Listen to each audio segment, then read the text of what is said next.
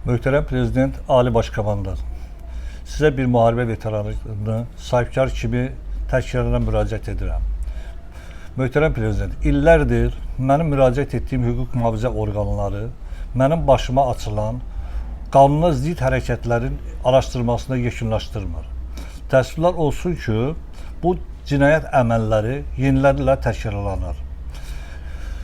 İllər öncə keçmiş Nəqliyyat Naziri Ziya Məmmədovun dəstəsi tərəfindən fəaliyyətim çıxılmaz vəziyyətə salınmış, Baş Prokurorun İstintaq İdarəsində başlanan cinayət işinin sonu görsənmədiyi halda 2016-cı ildə Sumqayıt şəhər İcra Hakimiyyətinin başçısı təyin edilmiş Zakir Fərəcov tərəfindən başıma açılan fəaliyyətimin çıxılmaz vəziyyətə salmış bir şəxs bu haqda dövlət mətbuatı haqqında geniş material verilmişdir. Təəssüflər olsun ki, həmin ərəfədə hüquq mühafizə orqanları bu cinayəti açıb, araşdırıb yekunlaşdırmadığı üçün 2021-ci ilin əvvəlində Sumqayıt şəhərində yeni təyin edilmiş polis rəisi ilə birləşib mənim fəaliyyətimi zəbt etmişdilər. Bu haqda Baş Prokurorun İstintaq İdarəsində verdiyim izahatlarda, təqdim etdiyim bəzi sənədlərdə bu günə qədər öz əksini tapmayıb və bir məlumat da verilmir. Bu işlə əlaqədar 4 dəfə Prezident aparatının da sizin köməkçisiniz olan Fuad müəllimin qəbulunda 4 dəfə, Baş Prokuror Kamran müəllimin qəbulunda 2 dəfə, Daxili İşlər Naziri Vilayət müəllimin qəbulunda isə 1 dəfə olmuşam. Hər dəfə qəbulda olarkən lazımlı sənədləri, ərizələri təqdim etmişəm. Bu haqda təqdim etdiyim ərizələr haqqında bu günə qədər də heç bir məlumat verilməmişdir. Yekunla əlaqədar bildirmək istərəm ki, oktyabr ayının 1-də Sumqayıt şəhərində Vilayət müəllimin qəbulunda olmuşam.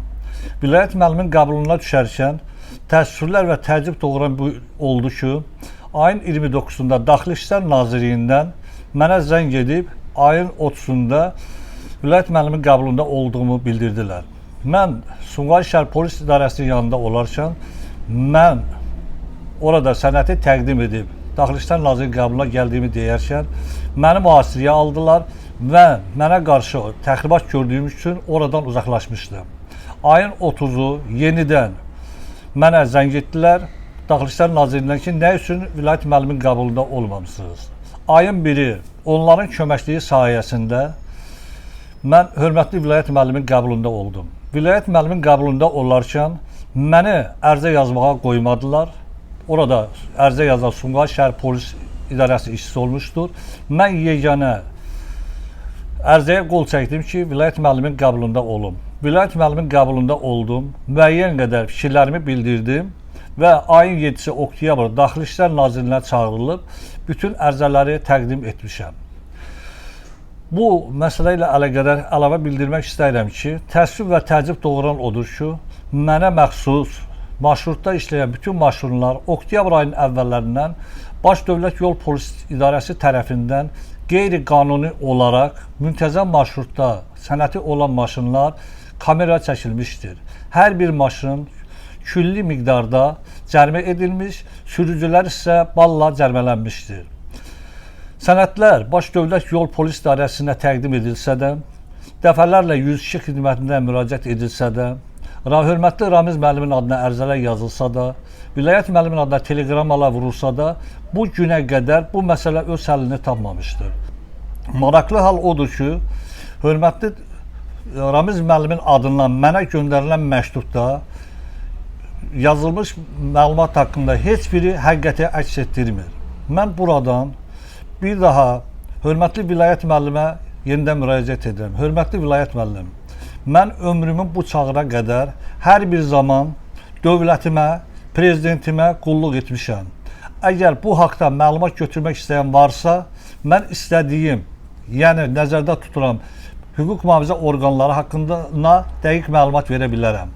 Yaşımın bu həddində, ömrümün çağında heç təmənnasız olaraq etdiyim hər bir dövlətimə, dövlətçiliyimə görə etmişəm və etdiyim də məsələni birbaşa nazirin qəbulunda olmuşam.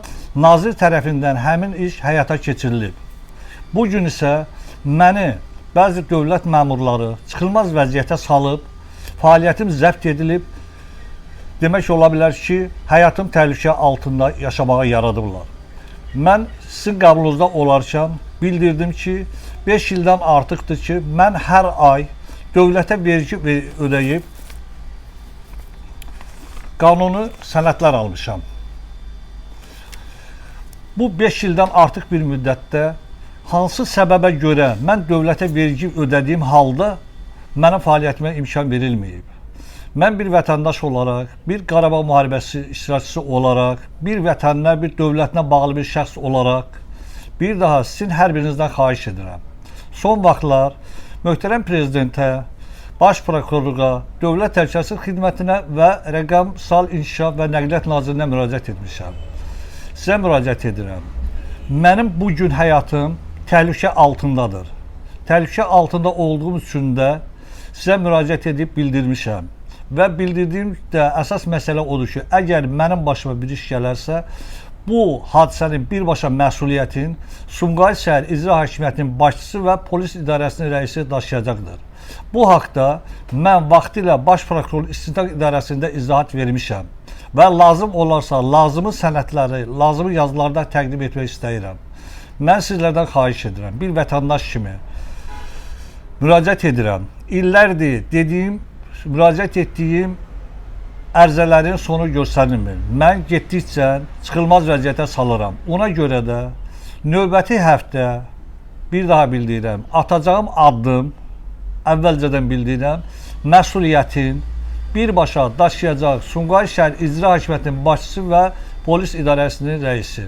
Bu haqda mən bir ay öncə dövlət qurumlarının hamısına məlumat verilmişdim.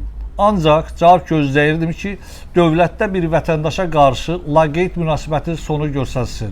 Təəssüflər olsun ki, bu məmurlar bilə-bilə məni bu vəziyyətə salırlar ki, mən qarşıma qoyduğum hadisəni törədim. Hadisə deyiləndə mən dövlətə, prezidentə qarşı heç bir hadisə törədən deyiləm. Mənim özümə cavabdeyəm. Atacağım addım, prezidentimizə çatdıracağım səsimi, yeganə yolu atacağım addımdan asılıdır. Bir daha sizdən xahiş edib, müraciət edirəm. Mənim başıma asılan bu hadisələrin son 5 ildən nəzərdə tuturam, araşdırmasının Dövlət Təhlükəsizlik Xidməti tərəfindən aparılsın. Bu gündə baş verən hadisələr haqqında lazımı sənədləri təqdim etməyə hazıram. Mənim rəhbər etdiyim qurumun sadə işçilərin mənə görə sıxışdırılmasın, onlar cərimə edilməsin. Onların hər birinin ailəsi, övladı var. Ona görə də mən sizdən kömək istəyirəm. Aylardan çoxdur ki, Baş Dövlət Yol Polis İdarəsində təqdim olunmuş sənədlərin yekunlaşdırılsın. Mənə kömək edilsin. Əks halda bir daha bildirirəm ki, növbəti həftə bu haqda Daxili İşlər Nazirliyinin 102 xidmətinə və digər aidiyyatı quruma müraciət edib lazımı addım atacağam. Bu ərəfəyə qədər yenə bildirəm, mənim başıma bir iş gələrsə, məsuliyyət Sumqayıt şəhər İcra Hakimiyyətinin başçısı və Sumqayıt şəhər Polis İdarəsinin rəisi daşıyacaqdır.